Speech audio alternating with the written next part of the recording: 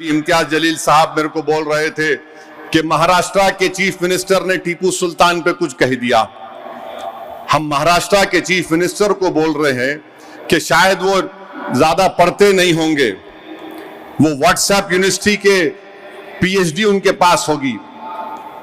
भारत का जब पहला संविधान बनाया गया था, उस संविधान को बाबा साहेब अंबेडकर ने बनाया। जितने संविधान सभा में लोग थे, नेहरू की साइन, सरदार पटेल की साइन, बाबा साहेब अंबेडकर की साइन, जितने उसमें थे सबने साइन किया।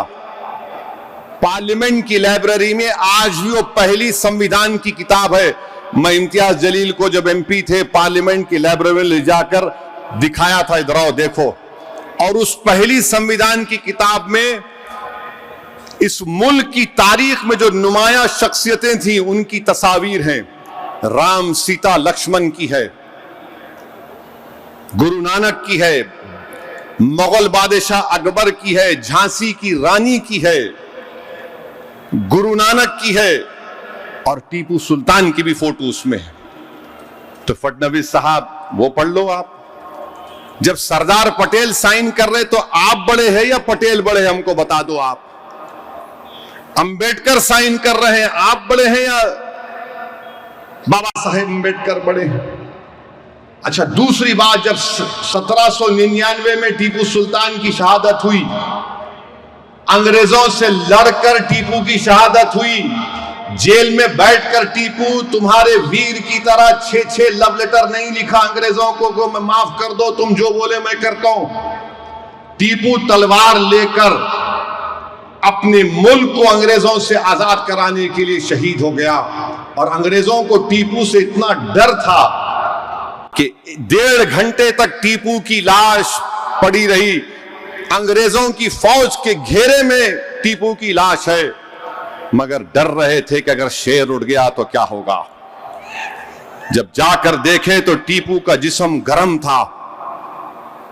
क्या यह बात सच नहीं है देवेंद्र फडणवीस साहब कि टीपू की लाश के पास से, उसके पास से अंगूठी निकली सोने की, उस पे क्या लिखा हुआ था? राम। उस पर राम लिखा हुआ था। और 2014 में बर्तानिया में 1,40,000 पाउंड में उसका हर्राज हुआ।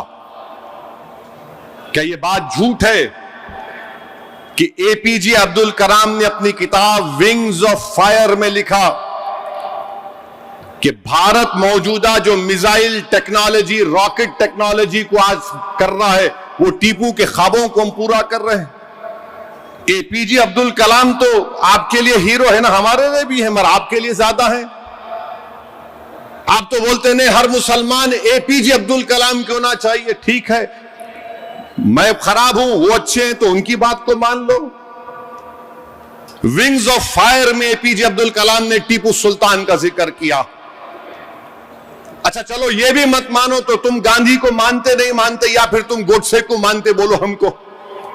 गांधी ने अपनी यंग एज मैगजीन में लिखा कि Tipu Sultan was the embodiment of Hindu Muslim unity. यानी वो टीपू सुल्तान हिंदू और मुसलमानों में मोहब्बत का यकजाई था। अब क्या गांधी को झूठा बोलेंगे? आप मेरे को बोल सकते हैं आप? क्या टीपू सुल्तान ने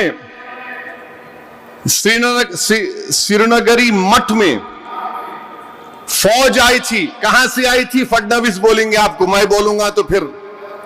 फौज आकर सोने का एक पुतला था उस मंदिर में, लूट के लेके चले गए, शारदा देवी का। टीपू ने वहां पर मंदिर को तामीर करवाया, ग्रांट लिखे। 1791 जुलाई 6 को टीपू ने खत लिखा था मेलकोटे को। मेलकोटे की मंदिर के बारे में उसमें लिखा गया, आज भी जाकर देख सकते। बादशाह था टीपू, टीपू डेमोक्रेट नहीं था। बादशाह और जमहूरियत में फर्क होता है। आप इख्तिलाफ करो टीपू से, मगर यह बोलना कि नहीं टीपू इतना दुश्मन था। अरे हर बादशाह को सिर्फ अपनी ताकत से मतलब रहता था। वहां का इलेक्शन था, वोट डालने का मियार था, कुछ नहीं था। मगर तारीख को अगर आप तोड़ मोड़ के पेश करेंगे तो ये जरा हकीकत को पेश करना था। और क्या ये बात झूठ है या सच है, बताओ। अप्पाजी राम कौन थे? टीपू सुल्तान की फौज के कमांडर थे।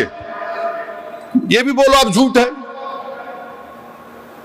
टीपू सुल्तान के साथ थे ये लोग। उनके ट्रेजरर कौन थे? खाजिन कौन थे? कृष्णा राव। तो बीजेपी जो है इस तरह से तारीख को पेश करती कि नफरत पैदा कर दो। मगर भारत की पहली संविधान की किताब में टीपू की फोटो है या नहीं, बता दो। चलो, ये तो 1950 की बात कर रहा हूं।